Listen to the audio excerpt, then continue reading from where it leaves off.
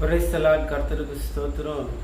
நான் ஒரு நபரை சந்தித்து நான் சுவிசேஷம் அறிவிக்கும் பொழுது அவர் ரொம்ப குடிக்கிறவராக இருந்தார். நீங்கள் ஏன் குடிக்கிறீங்கன்னு கேட்டேன்.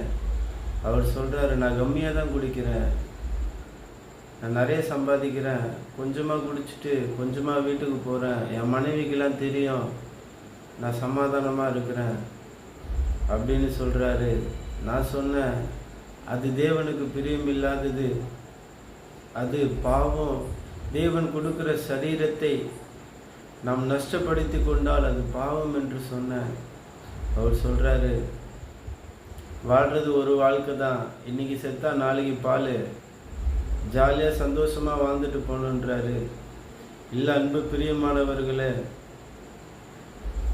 தேவன் நித்திய ஜீவனை நமக்கு கொடுக்கிறார். அந்த நித்திய ஜீவனை பெற்றுக்கொள்ள வேண்டும் என்றால் அவர் வழியில் நாம் நடக்க வேண்டியது நமக்கு அவசியமாக இருக்கிறது. தேவனுடைய வருகை நாட்கள் இருக்கிறது. அந்நாட்களிலே தேவன் வரும் பொழுது அவரால் அபிஷேகம் பண்ணப்பட்ட பிள்ளைகளை தேவன் பரலோகத்துக்கு கூட்டி சேர்ப்பார். அதற்காக தான் தேவன் இந்த உலகத்திற்கு இறங்கி வந்து பரிசுத்த ஆவியினால அவர் பிறந்து மாம்சமாய் மனிதனாக நம்மில் ஒருவராக வாழ்ந்து நமக்காக செத்து மடிந்து ரத்தம் சிந்தினார். எதற்காக? அவர் சிந்தின அந்த ரத்தத்தில் நம்ம கழுவப்பட்டாதான் நம்ம பாவத்திற்கு மன்னிப்பு உண்டு.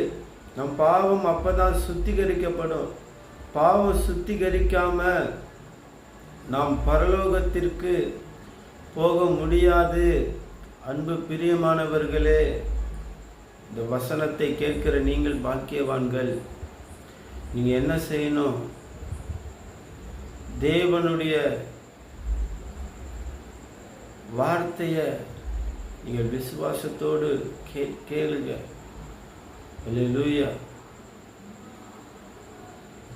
மரிச்சதுக்கு அப்புறம் ஒரு வாழ்க்கை உண்டு. மரணம் முடிவல்ல. மரணத்திற்கு அப்புறம் ஒரு வாழ்க்கை இருக்குது. அதுதான் நித்திய ஜீவன். இந்த நித்திய ஜீவனை நாம் அனைவரும் பெற்றுக்கொள்ள வேண்டும். நாம் சம்பாதிக்கிற வருமானங்கள் எதுவும் நிரந்தரம் இல்லை. இயேசு ஒருவரே நிரந்தரமானவர்.